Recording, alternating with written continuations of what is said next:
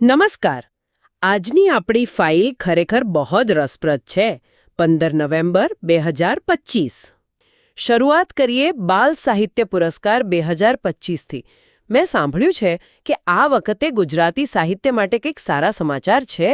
હા, ખૂબ ખૂબ સારા સમાચાર છે. સાહિત્ય અકાદમીએ ગુજરાતી કવિયત્રી કીર્તિદા બ્રહ્મભટ્ટને એમના બાળકાવ્ય સંગ્રહ હિંચક માટે આ પુરસ્કાર આપ્યો છે. વાહ! હિંચક નામ પણ કેટલું સુંદર છે. ખરેખર, આ પુરસ્કારમાં 50,000 રૂપિયા અને એક કાંસ્ય તકતી હોય છે. પણ એનું સાચું મહત્વ એ છે કે તે બાળકો માટે જે પ્રાદેશિક સાહિત્ય લખાઈ રહ્યું છે એને રાષ્ટ્રીય સ્તરે એક ઓળખ આપે છે. બરાબર. અને આ 2010થી મતલબ કે 24 ભારતીય ભાષાઓમાં અપાય છે, જે આપણી ભાષાકીય વિવિધતાનું સન્માન છે. અને આ એ વાતનો પુરાવો પણ છે કે વાર્તાઓ અને કવિતાઓનું મહત્વ દરેક પેઢીમાં રહે છે. પણ 15 નવેમ્બરની ઓળખ માત્ર સાહિત્યથી નથી. આ દિવસ તો એક મોટા ગૌરવ સાથે પણ જોડાયેલો છે. જનજાતીય ગૌરવ દિવસ. આ વખતે એમાં શું ખાસ છે? આ વખતે તે ખૂબ જ ખાસ છે, કારણ કે આજે ભગવાન બિરસા મુંડાની 150મી જન્મજયંતિ છે. ઓહ, 150મી. હા, અને આ નિમિત્તે જે રાષ્ટ્રીય કક્ષાનો મુખ્ય કાર્યક્રમ છે એ ગુજરાતના નર્મદા જિલ્લાના ડેડિયાપાડામાં યોજાઈ રહ્યો છે. અચ્છા, આપણા ગુજરાતમાં. જી, 2021માં કેન્દ્ર સરકારે આ દિવસની શરૂઆત કરી હતી, જેથી દેશના નિર્માણમાં આદિવાસી સમાજના યોગદાનને એમ કે યાદ કરી શકાય. બિરસા મુંડાનું નામ તો આપણે બધાએ સાંભળ્યું છે, પણ ઘણા લોકોને એમના સંઘર્ષની ઊંડાણપૂર્વક કદાચ ખબર નથી. મને નથી સમજાતું કે માત્ર 25 વર્ષના જીવનમાં એમણે એવું તે શું કર્યું હશે કે આજે પણ આખો દેશ એમને યાદ કરે છે. એમનું જીવન જ એક ક્રાંતિ હતું. 15 નવેમ્બર 1875 ઝારખંડના ઉલીહાતુ ગામમાં એમનો જન્મ થયો. એમણે જોયું કે કેવી રીતે અંગ્રેજો અને સ્થાનિક જમીનદારો આદિવાસીઓની જમીન અને સંસ્કૃતિનું શોષણ કરી રહ્યા છે. એમણે લોકોને જાગૃત કર્યા, અને લોકો એમનામાં એટલો વિશ્વાસ કરવા લાગ્યા કે એમને ધરતી બાબા એટલે કે પૃથ્વીના પિતા અને ભગવાનનો અવતાર માનવા લાગ્યા. અને પછી એમને મુંડા વિપ્લવ શરૂ કર્યો, બરાબર? બરાબર. 1897થી 1900 સુધી ચાલેલો આ ઉલગુલાન એટલે કે મહાન વિપ્લવ એ અંગ્રેજી શાસન માટે એક બહુ મોટો પડકાર હતો. એમણે નારો આપ્યો, અબુઆ રાજ સ્થાપિત કરો. જેનો અર્થ? આપણું શાસન સ્થાપિત કરો. આ માત્ર રાજકીય આઝાદીની લડાઈ નહોતી, પણ પોતાની સંસ્કૃતિ અને ઓળખ બચાવવાની પણ લડાઈ હતી. પણ દુઃખની વાત એ છે કે ફેબ્રુઆરી 1900માં એમની ધરપકડ થઈ અને 9 જૂન 1900ના રોજ રાંચી જેલમાં ભેદી સંજોગોમાં એમનું મૃત્યુ થયું. ફક્ત 25 વર્ષની ઉંમરે શહીદી. આ વારસો આજે પણ એટલો જ જીવંત છે. અને કદાચ આ જ વારસાની ઝલક આપણને આજના રાષ્ટ્રીય મંચ પર પણ જોવા મળે છે.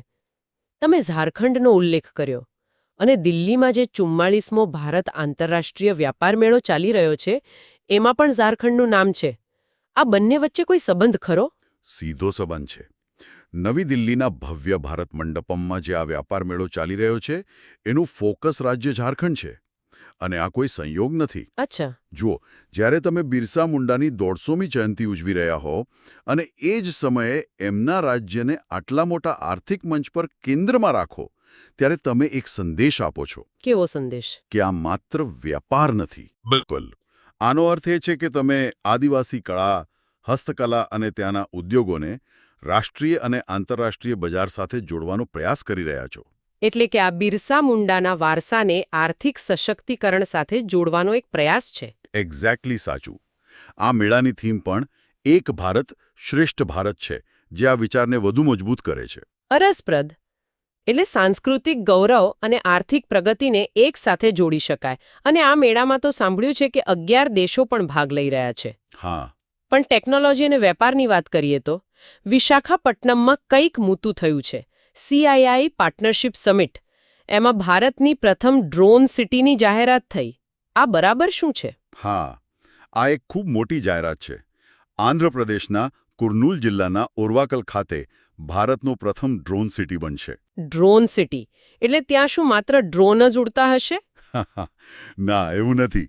ડ્રોન સિટીનો અર્થ એ છે કે આ એક એવું ઇકોસિસ્ટમ હશે જ્યાં ડ્રોનનું રિસર્ચ, ડેવલપમેન્ટ, મેન્યુફેક્ચરિંગ અને ટ્રેનિંગ બધું જ એક જગ્યાએ થશે.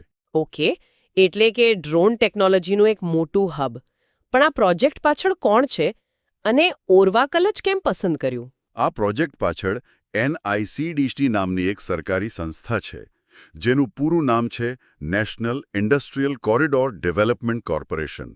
ઓહો, નામ તો બહુ મોટું છે. હા, પણ સરળ શબ્દોમાં કહીએ તો આ સંસ્થાનું કામ દેશમાં ભવિષ્યના મોટા ઔદ્યોગિક વિસ્તારો અને નવા સ્માર્ટ શહેરો માટે પાયો નાખવાનો છે. ઓરવાકલને એટલા માટે પસંદ કરવામાં આવ્યું કારણ કે તે આંધ્રપ્રદેશમાં વિકસી રહેલા 3 ઔદ્યોગિક સ્માર્ટ સિટીમાંથી એક છે. આ એક વ્યૂહાત્મક પગલું છે. વ્યૂહાત્મક? કેવી રીતે? વિચારો, આવનારા સમયમાં ડિલિવરીથી લઈને ખેતી સુધી, સર્વેલન્સ અને સંરક્ષણ સુધી બધે જ ડ્રોનનો ઉપયોગ વધવાનો છે. સાચી વાત છે. જો ભારત આ ટેકનોલોજીમાં આત્મનિર્ભર બનવા માંગતું હોય તો તેણે આવી જગ્યાઓ બનાવવી પડશે જ્યાં કંપનીઓ સરળતાથી આવીને કામ કરી શકે. આ ડ્રોન સિટી ભારતને એરોસ્પેસ અને માનવરહિત સિસ્ટમ્સના ગ્લોબલ મેપ પર મૂકી દેશે. કલ્પના કરી શકાય કે ભવિષ્યમાં આપણો પિઝા કદાચ ઓરવાકલથી ઉડેલા ડ્રોનથી આવે? બિલકુલ શક્ય છે. સારું, તો મજબૂત અર્થતંત્ર અને ભવિષ્યની ટેકનોલોજી દેશને આગળ લઈ જાય છે. પણ દેશની સુરક્ષા માટે મજબૂત સંરક્ષણ પણ એટલું જ જરૂરી છે. તો ચાલો હવે એ મોરચે શું થઈ રહ્યું છે એ જોઈએ. અહીં 2 મોટી લશ્કરી કવાયતોનો ઉલ્લેખ છે. પહેલી છે મિત્રશક્તિ.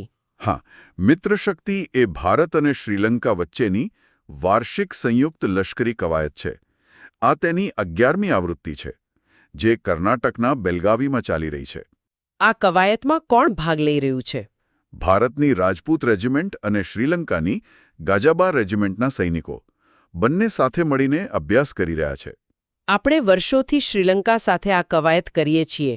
આ વખતે એમાં શું નવું છે? શું આતંકવાદનો સામનો કરવાની રીત બદલાઈ રહી છે કે પછી આ માત્ર એક રૂટીન કવાયત જેવું છે? સારો પ્રશ્ન છે. આ માત્ર રૂટીન નથી. આ વખતે ખાસ ધ્યાન ડ્રોન અને માનવરહિત હવાઈ પ્રણાલીઓ એટલે કે UNASના ઉપયોગ પર છે.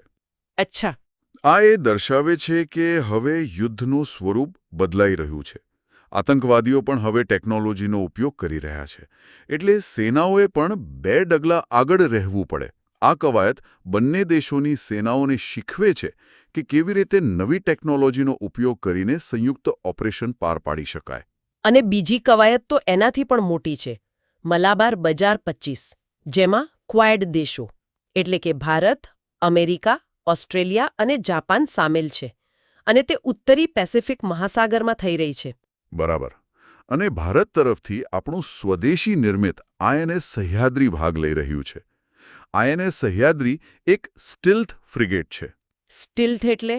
સ્ટીલ્થનો અર્થ એ છે કે તે દુશ્મનના રડારમાં સરળતાથી પકડાતું નથી, જે તેને યુદ્ધના મેદાનમાં ખૂબ જ ખતરનાક બનાવે છે. પણ શું મલાબાર જેવી કવાયતોથી આ ક્ષેત્રમાં તણાવ વધતો નથી? કેટલાક વિશ્લેષકો એવું માને છે કે આ ચીન સામેનો એક મોરચો છે અને તેનાથી શાંતિને બદલે સંઘર્ષની શક્યતા વધે છે. આ એક મહત્વનો દૃષ્ટિકોણ છે અને તેના પર ચર્ચા ચોક્કસ થાય છે. જો કે ક્વાડ દેશોનું સત્તાવાર વલણ એ છે કે આ કવાયત કોઈ દેશની વિરુદ્ધ નથી. તો પછી એનો ઉદ્દેશ્ય શું છે? એનો ઉદ્દેશ્ય મુક્ત, ખુલ્લા અને સમાવેશી ઇન્ડો પેસિફિક ક્ષેત્રને સુનિશ્ચિત કરવાનો છે. મતલબ કે દરિયાઈ માર્ગો બધા માટે ખુલ્લા અને સુરક્ષિત રહે. અને તમે એમ સમજો કે 4 દેશોની શક્તિશાળી ક્રિકેટ ટીમની નેટ પ્રેક્ટિસ. રસપ્રદ ઉદાહરણ છે. જેથી જ્યારે કોઈ મોટી મેચ આવે, એટલે કે કોઈ કુદરતી આફત કે દરિયાઈ સુરક્ષાનો ખતરો ઊભો થાય, ત્યારે બધા ખેલાડીઓ વચ્ચે સારો તાલમેલ હોય. આ કવાયતનો પાયો તો 1992માં ભારત અને અમેરિકાએ નાખ્યો હતો. પછી 2015માં જાપાન અને 2020માં ઓસ્ટ્રેલિયા જોડાયું. અને આ કવાયતમાં પણ ટેકનોલોજીનો એક ઉલ્લેખ છે. DRDO દ્વારા વિકસાવવામાં આવેલા main portable autonomous underwater vehicles. આ બહુ જ જટિલ નામ છે. આ શું છે? હા, પણ સરળ ભાષામાં કહીએ તો નાના, સ્માર્ટ, પાણીની અંદરના રોબોટ્સ. ઓકે. આ MPAUVs સૈનિકો દ્વારા સરળતાથી લઈ જઈ શકાય છે અને પાણીમાં છોડી શકાય છે. તેમનું કામ દરિયાની નીચે જઈને સુરંગ જેવી ખતરનાક વસ્તુઓને શોધવાનું અને તેની જાણકારી આપવાનું છે. આ મેક ઇન ઇન્ડિયાનું એક ઉત્તમ ઉદાહરણ છે, જે આપણી નૌકાદળને વધુ આત્મનિર્ભર અને શક્તિશાળી બનાવે છે. તો દેશની સરહદો અને દરિયાઈ સીમાઓ સુરક્ષિત છે, પણ દેશની અંદર આપણા પર્યાવરણ અને સમાજનું શું? અહીં ગંગા ઉત્સવની 9મી આવૃત્તિનો પણ ઉલ્લેખ છે. હા, અને આ વર્ષે મુખ્ય કાર્યક્રમ અયોધ્યામાં યોજાયો. ગંગા ઉત્સવનું આયોજન રાષ્ટ્રીય સ્વચ્છ ગંગા મિશન એટલે કે NMCG કરે છે. અને આ માત્ર એક ઉત્સવ નથી, પણ લોકોને નદીઓ સાથે ભાવનાત્મક રીતે જોડવાનો એક પ્રયાસ છે. પણ ગંગા તો ખૂબ જ વિશાળ નદી છે અને સમસ્યાઓ પણ એટલી જ મોટી છે. તો શું આવા ઉત્સવોથી ખરેખર કોઈ ફરક પડે છે? ફરક પડે છે, કારણ કે સમસ્યા ખરેખર ખૂબ મોટી છે. ગંગા બેસિન એટલે કે ગંગા અને તેની સહાયક નદીઓનો જે વિસ્તાર છે એ ભારતના 11 રાજ્યોમાં ફેલાયેલો છે. 11 રાજ્યોમાં? હા, દેશની લગભગ 40-45% વસ્તી આ વિસ્તારમાં રહે છે. 10,000થી વધુ નાની મોટી નદીઓ આ સિસ્ટમનો ભાગ છે. આટલું મોટું તંત્ર છે. બરાબર. હવે જ્યારે આટલા મોટા તંત્રને સાફ કરવું હોય ત્યારે માત્ર સરકારી પ્રોજેક્ટ્સ પૂરતા નથી. NMCG, જેની સ્થાપના 2011માં થઈ હતી, તે નમામિ ગંગે જેવા પ્રોગ્રામ ચલાવે છે. પણ જ્યાં સુધી લોકો નહીં જોડાય ત્યાં સુધી કાયમી ઉકેલ શક્ય નથી. આ ઉત્સવ એ જનભાગીદારી વધારવાનું કામ કરે છે. એટલે આ એક પ્રકારની જાગૃતિ ઝુંબેશ છે.